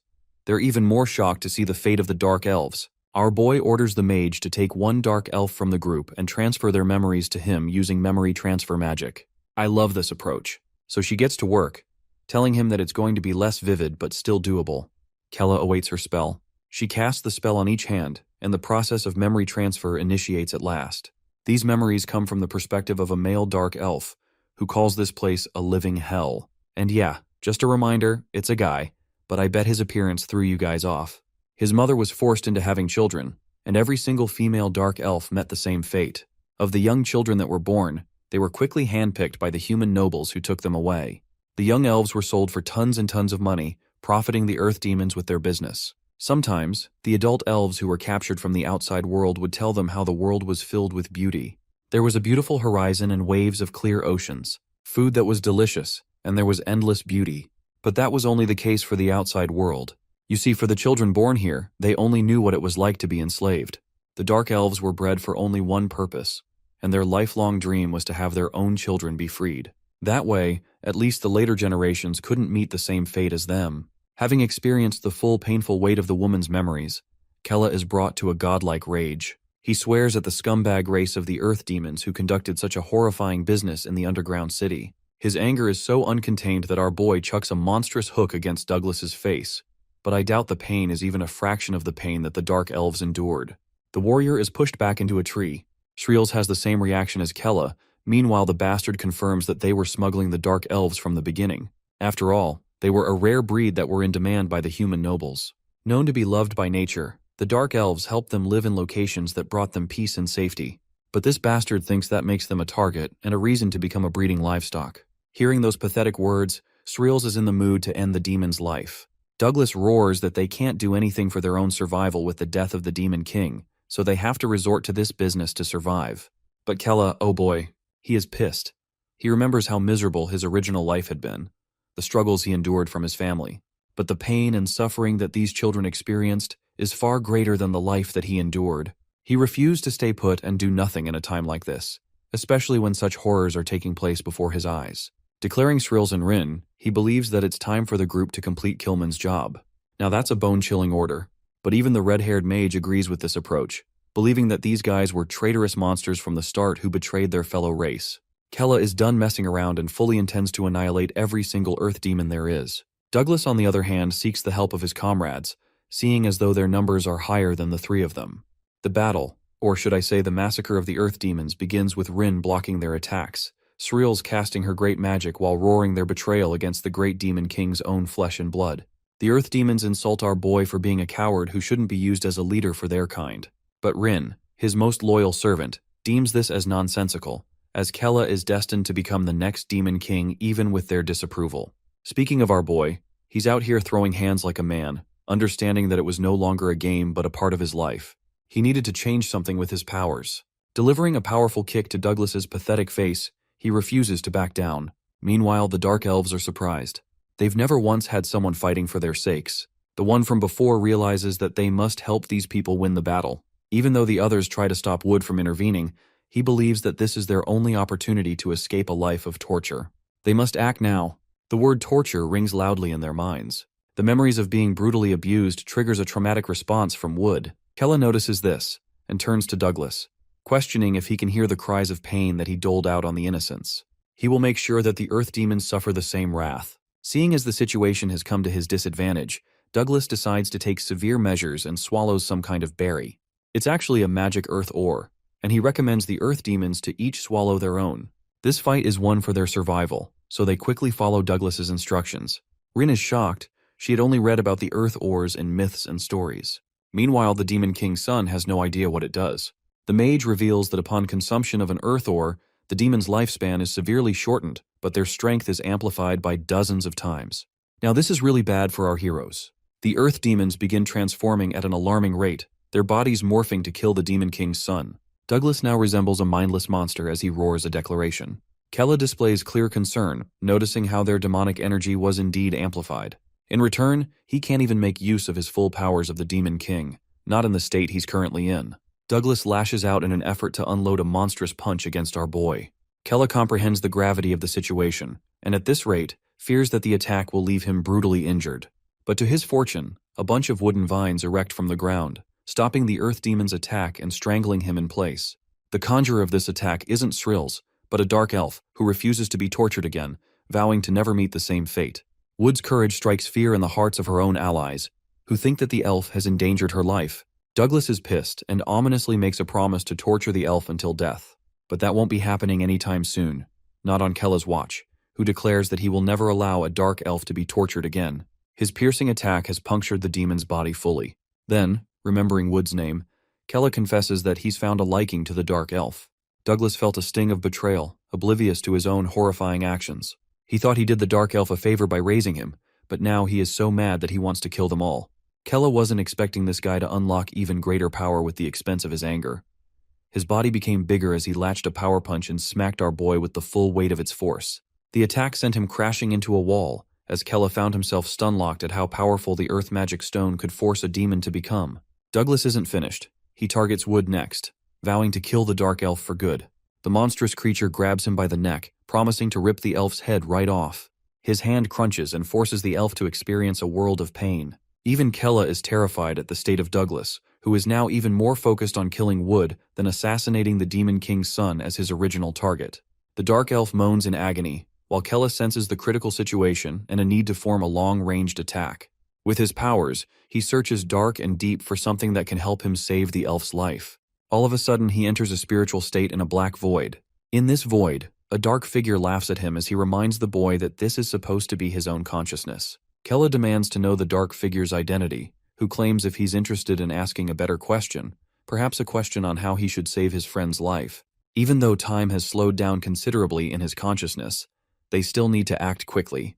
Recalling Wood's condition, Kella begs for a way out to save the dark elf. The dark being inside his mind declares that the boy is unready to handle the full scale of his father's powers. Be that as it may, eventually his body and mind will cooperate in unison with one another to handle the Demon King's powers. Kella gets straight to the point. He doesn't want to hear long explanations when there's a life to be saved on the line. The dark figure reveals that there is one ability he could use. Before leaving, the dark figure drops a bombshell. He reveals Kella's name from his original life and world as Kang Chi-woo. Whatever this thing is, it seems to be aware of our boy's past life. Before Kella's able to comprehend the situation fully, he exits the void and focuses on the weapon spiritualizing on his hand. It's his father's fire arrow, which is just the thing he needs to fire a long-ranged shot. Roaring at Wood to protect his body, Kella unleashes his ferocious projectile. Douglas is starstruck at the beam of light coming his way, while the dark elf uses this chance to expend his magic into casting a wooden shield. Kella proclaims the end of Douglas's terrorizing axe as the projectile disintegrates the earth demon. The inflicted pain is so agonizing that the earth demon is crying out to be saved. Thankfully, Kella saved the elf in time with a direct hit. Douglas incinerates, and he is inevitably devoured by the blue flames. Meanwhile, Kella questions the identity of the mystical figure he met in his consciousness. Anyway, apart from Douglas, they still have plenty of other earth demons to deal with. Starting off with the ones targeting Rin and Shrills. Unfortunately, the mage can't use the best of her magic because of the limited space. But Kella's here for their rescue, as by harnessing his father's powers, he launches multiple arrows from the distance, each of them striking down the earth demons in successive fashion. The mage is really impressed seeing his magic powers finally take form and become even stronger. Now, he's acquired a new technique to his set of abilities, a power that he's really proud of. In the next scene, we get to see the conclusion of the battle. The earth demons are done for. Shrills didn't expect the gemstones to be even more powerful than the rumors, while Rin is surprised to learn that they eat away at the demon's lifespan for power. They're still a mystery, so they're going to be used for future investigation. As for the remaining dark elves, Kella officially declares them freed from their shackles. He doesn't want them to do anything but live their lives freely from now on. Hearing the word freedom comes across as oblivious and unreal to the elves, who were bound by chains their entire lives. Kella grants them permission to leave the city and find their freedom. At last, their dream of acquiring freedom for their children has been granted to them. Paying respects to Kella and his allies, the elves bow down in support. Unfortunately, they were unable to make use of the earth demons as part of their battle force. Shreels is disappointed to find out that she and Kilman were basically manipulated by the traitorous clowns. Maureen remarks that there's nothing they can do in this instance but accept the reality. As for Kella, he's interested specifically in Wood, as he goes on to ask if the Dark Elf was captured from the outside world. The Dark Elf confirms this fact, so Kella goes on to assume that Wood doesn't have any family to live with. That fact too is confirmed by the Dark Elf with a sorrowful yes. Our boy then invites him into their group, offering him a chance to become a guide to help navigate the terrain. Wood emphasizes that he's not an earth demon, and he's not even particularly talented at navigation. With a heavy heart, he states that he won't be of any help to their group. Kella promises him that Wood is one of the Dark Elves who are loved by nature, and he impresses the Demon King's son by showing courage in the face of danger. Those two reasons are more than enough to make him earn their trust. So once again, Kella requests his hand. Awestruck by his words, Wood struggles to form his words. For the longest time, he's only known suffering. He didn't even know what his parents were like. The Dark Elf was left abandoned and was kidnapped, enduring a life of suffering. This hellish life is the only life he knew as the earth demons took his joys. He felt like there was no escaping this life. And now that he's being granted freedom, the pitiful Dark Elf truly questions if he's allowed to have this freedom. Tears trickle down the sides of his face as he innocently requests to follow Kella's command, almost as if he himself doesn't believe that this day has come. Kella corrects the Dark Elf, stating that he's not going to order him around. Instead, they'll work together. And with that, a bond between the Dark Elf and the son of the Demon King was formed. By the night, Kella's friends had taken care of the Earth Demons and freed the Dark Elves. At first, he was worried sick that something might happen to them in the outside world. But remembering how they're loved by Mother Nature itself, he wished for their best. After all, wherever they continued to live on, it would be miles better than the hell they once knew. Wood sees them off, and the new group of 4 is banded. Rin, on the other hand, is out here policing the newcomer already, but Wood is a good listener and is ready to follow their instructions. Shreels believes they should find a place close to a river. Thanks to his sharp senses, the Dark Elf points to water in a specific direction. Rin is impressed by the newbie and praises him for his skills, while Kella inquires the reason behind looking for a river. The mage tells him that they simply can't keep on walking forever. It's best that they use a river to their advantage. Rin thinks they're gonna go catch a dragon, but her hopes are dashed as the mage confirms otherwise. Shreels thinks their luck is so crap they won't even find a unicorn, much less a damn dragon. Kella's fine with following Wood's coordinates, and the group moves along as per his instructions. A while passes, and what do you know? There are unicorns after all, and they're enjoying drinking water from the mystical clear river. But upon sensing the might of a ferocious predator, they run away. And here's the funniest part. There is in fact a flipping dragon there. Back to the group, Shreels keeps on reminding the dumb girl that they're not going to find a winged beast. Since we haven't checked on Killian's squad in a while, let's see how they're holding up. Curdley sees an earth demon pleading for help, and realizes that this demon is the only one of his kind that survived the massacre. The white mage recalls their discussion. Deed was complaining why the tracking spell failed to work against their targets. Curdley explains that she doesn't have an answer for that, as she can detect multiple targets in different locations. They weren't expecting so many children of the Demon King being left behind. Because of that, they can't really pinpoint which one is Kella from the group. Curdley confirms this fact, which causes further annoyance to the group because they're practically going to be wasting time in trying to hunt them all down. Killian, as their captain, suggests exactly that choice. He plans to exterminate all of the demons spread throughout the continent, starting with Kella, as he makes a request for him. The white mage then offered to teleport to that location on her own, which would be a much faster way of confirming. This allowed the rest of the Talcon squad members to exterminate the Demon King while she searched for them. So that's how she teleported here using her spell, vanishing before their eyes. Gojo Satoru's genocidal son over here, on the other hand, is planning to wipe out the demons for good. Having stepped foot in the land, she senses traces of the boy's energy here, which makes her wonder if Kella came to pay a visit. The last Earth Demon confirms this fact, explaining how the boy wiped out their tribe. She then interrogates about his location. Unfortunately, the Earth Demon doesn't know and requests to be saved. But before he can even finish his sentence, a bullet is shot clean through his head, ending his miserable existence. The white mage is ruthless, and she has no need for useless demons. Her next goal is to follow the traces of Kella's energy and proclaim his name. In the next scene, our squad finally steps into the heavenly location of the river. Our boy is impressed by the Dark Elf's tracking skills. The fact that Wood was able to sense the river days ago from that much distance says enough about his talent. Meanwhile, Rin is policing him like the usual, reminding the dark elf not to get cocky as a newbie. Kella suggests getting some food since they've not indulged properly for a few days. Rin is happy to serve them because she's an excellent fisherman. The river has plenty of fishes for them to catch, but to their shock, the dark elf caught them all in a mere instant. Wood reveals his ability to control the flow of water using his powers of nature, which was how he launched the fish right to him. Shrills is really happy to find him among their team. Meanwhile, the jealous Rin is annoyed she couldn't be the one to be praised. She even tries to start the fire, but Shrills is a step ahead and casts a blaze instantly using her magic. Yet again, poor Rin appears useless to their team. Depressed, she goes away sulking by herself. Later, the group shares the food thanks to Wood's contributions. Kella sees Rin being a Debbie Downer and wonders why she's not eating. Because of her laziness, Shrills takes away Rin's portion, further adding onto the poor girl's stress.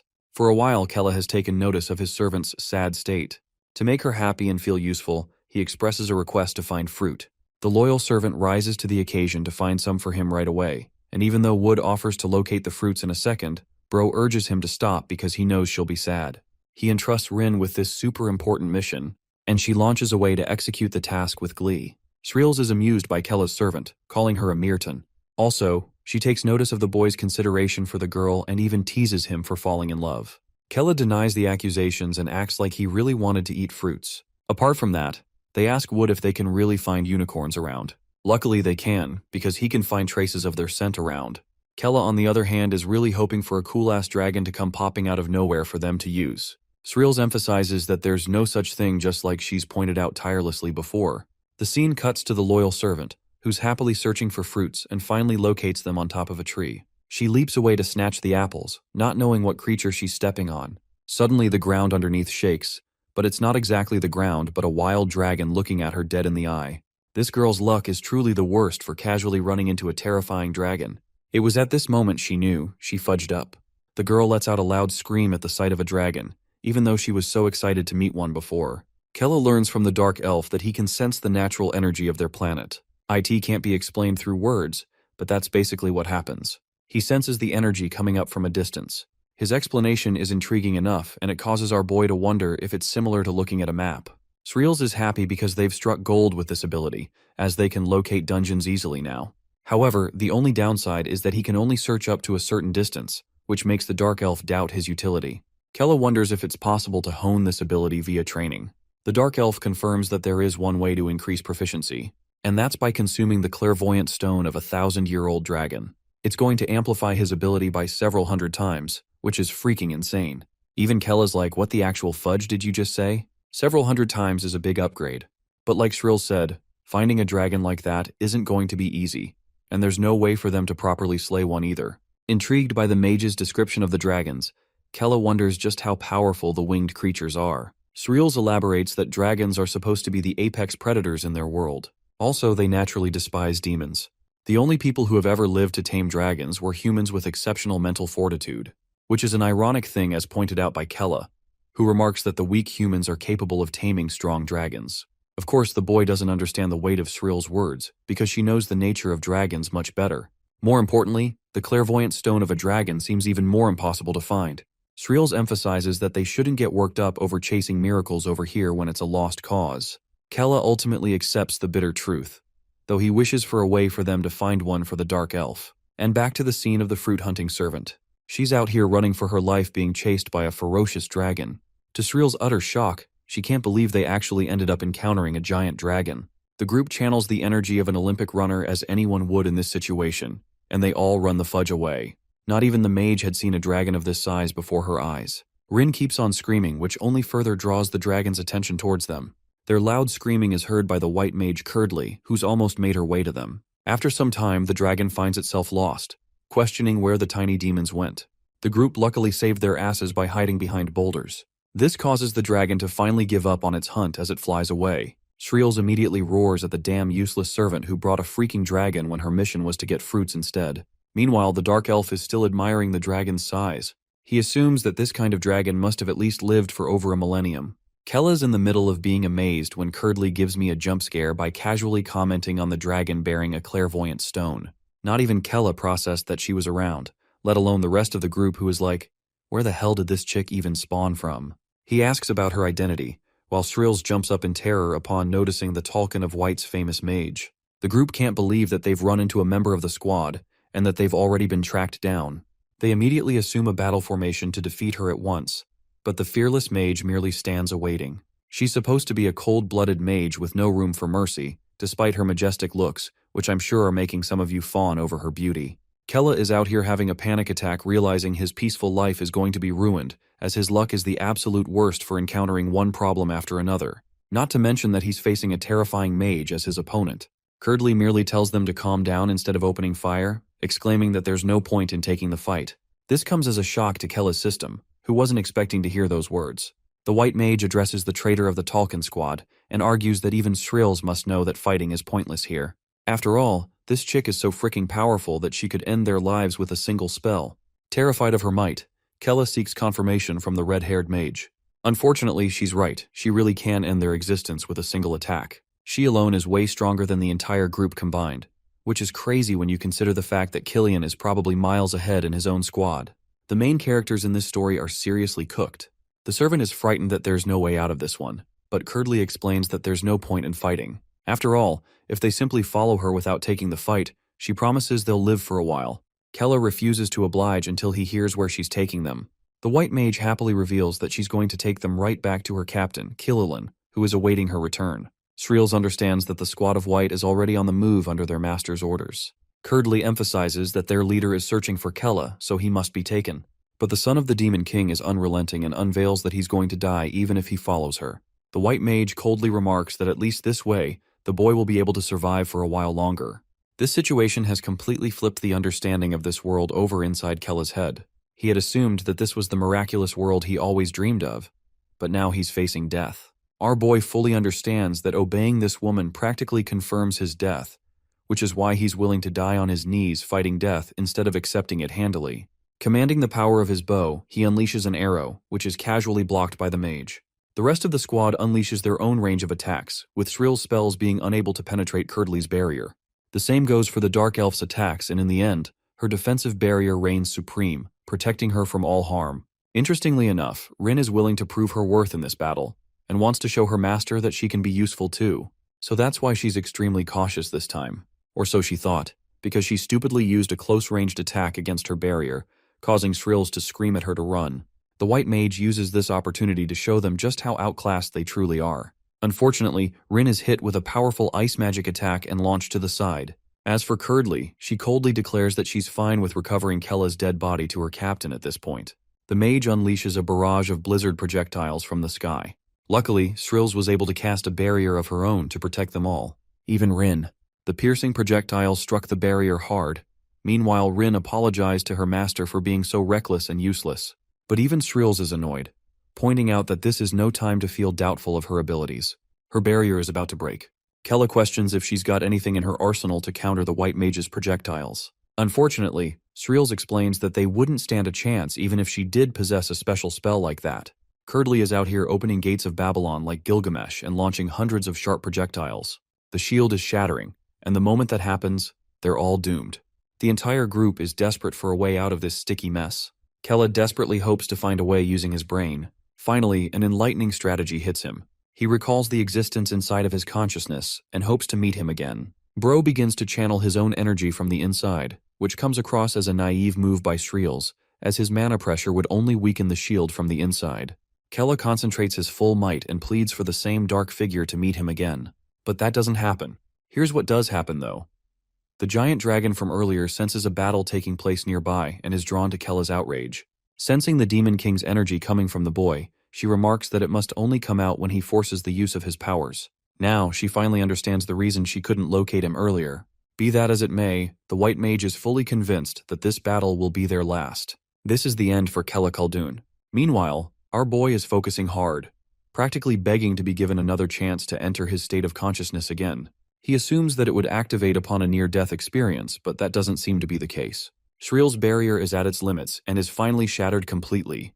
The projectiles are fully thrusted in Kella's direction, and this seems like the end for them all. Or so you thought. A plot twist. The giant dragon has come to their aid, looking mightier than ever as it blocked all of the arrows. Kella is stunned to see the dragon helping the group instead of seeking to kill them like last time. Thankfully, the great dragon has taken their side, much to the white mage's surprise. Her attacks don't stop coming, though. Meanwhile, the dragon seems to be drawn to Kella specifically, much to his bafflement. Both their eyes meet, and they unlock a part of the dragon's memories in the past. Apparently, the dragon served Kella's mother, which means they knew each other, and the dragon grew fond of her as they shared the best of memories. In this moment, the dragon's voice comes clear inside his mind, ordering the demonic boy to run away. Kella is genuinely startled to hear the beast's voice. The great dragon then spits out its prized clairvoyant orb, which Kella catches, much to his surprise. He didn't know what it was until the great beast confirmed it to him. Kella doesn't understand why the dragon is doing him such great favors. The winged beast unfortunately doesn't have enough time to elaborate. Right now, he wants the boy to run away and conceal his powers. Kella is still at a loss for words comprehending the meaning, but the great dragon senses trouble and urges the boy to make haste. Turning around, the creature responds to the mage in white with a powerful fire breath. Despite defending herself successfully, Curdly is pleasantly surprised to find a dragon actually helping out a demon, as it is the most unexpected situation.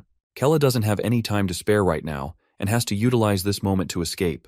He gathers the team and they all flee with the great dragon delaying their demise. Even Curdly finds herself a bit annoyed seeing such a mighty dragon interfere with their battle. And with the beast's involvement, she has to rethink her strategy. The great dragon continues to unleash a column of fire, its output still unable to shatter her barrier. Curdly wants to respond in kind with a powerful spell of her own, and lets out a fraction of her powers.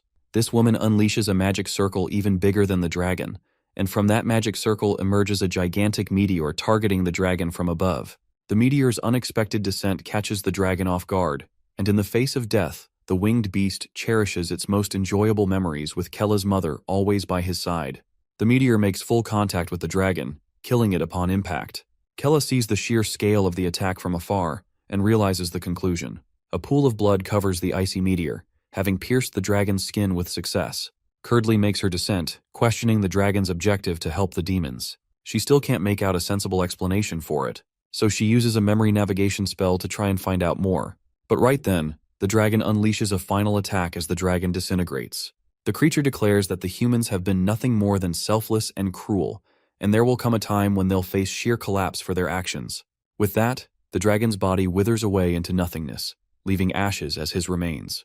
The creature chose to end its own life to prevent her from unlocking its memories. That much loyalty just to get Kella and his group to mask their presence and run away safely. Curdly finds this situation problematic, but still she believes it will not defy Kella Khaldun's inevitable fate. Extending her arms up in the air, she confirms that the Demon King's successor will be killed at the hands of the White Talcons. Having escaped, the group ponders the dragon's erratic behavior. It was clearly trying to hunt them down, so it's really strange how it switched up all of a sudden. The Dark Elf has a theory. He believes that the dragon only spared them because of Kella, as the beast did appear out of nowhere when Kella concentrated some of his powers. The son of the Demon King was able to take a glance into the dragon's memories, and he reveals that the dragon shared a connection to his mother. But that still doesn't make any sense, as Rin points out the sour relationship of the dragons with demons. She's really curious on how they ended up together. Even Kella doesn't know the exact details, but he sensed a warm feeling from their interaction. Also, the creature left him with its clairvoyant stone. It's the one thing they needed the most. The dragon turned out to be the best wingman ever for saving their lives and handing them a prize. Sreels remarks that they were basically just saved by the Demon Queen at this point. Kella's curious to learn the relationship of his mother and the dragon, as he could sense something from the creature's eyes. He hands the stone over to the Dark Elf. Wood accepts the stone, and finally he'll be able to undergo an evolution. Sreels reminds them that the Talcon of White is tailing them sharply, so they're gonna need the best abilities to help them out. Wood is still hesitant on using such a precious gift. It's the rarest of items and he feels guilty for using it. But in this case, Kella strongly encourages him to use it as they've got no one else to use it on. Wood willingly complies to his words and eats the stone. The moment he swallows it, a foreign feeling courses through his body. The Dark Elf revisits the dragon's true memories. 1,000 years ago, the young dragon was tortured and experimented on by cruel humans. They tortured the creature and enjoyed its demise. The torture continued every single day as the beast cried without end. Many generations passed all the same, as humans continued to tear his body apart, taking different parts for themselves. It was the most brutal of sufferings. And right when he neared his death, they always healed him back so they could continue their experiments. The great dragon suffered through the same fate for centuries on end. Imagine a fate like that. The poor beast had already accepted reality, and had gone insane from all the times it had been tortured. Crying felt meaningless, so the beast simply accepted its fate. The humans considered it an achievement that they could make a dragon stop crying from the pain. Right when the creature sought its inevitable death, Turk Khaldun, the previous demon king, began invading humankind. He appeared more monstrous than ever and enjoyed slaughtering every single human. It was during that battle that the lab he was placed in met its collapse, and for the first time in its life, the dragon was freed. That's how it escaped the hellish lab, all thanks to the demon invasion. Finally feeling the freedom it longed for in the skies, it tried to find other creatures of its kind. He openly confessed the dark truth about the cruel humans and wanted to ally with the demons to formulate an attack. But to his shock, not a single one believed his words. They'd already grown fond of the humans and did not want to break their relationship. Plus, they hated demons and were fighting them alongside the humans. But unbeknownst to most dragons, they were unaware of the dark truth behind their close relationship with the humans. The only reason they grew an affinity to humans is because dragons like him were tortured and experimented on for centuries on end. Those same humans exhausted dragons to continue their experiments, understanding more of their magic.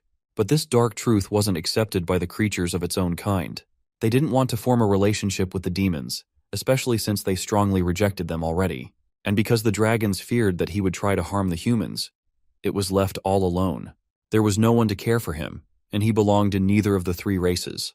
The lonely winged beast entered a state of meditation, questioning its purpose for being brought into this world. After all, he had now been rejected by all three sides and couldn't do anything, so it did not make sense why he existed.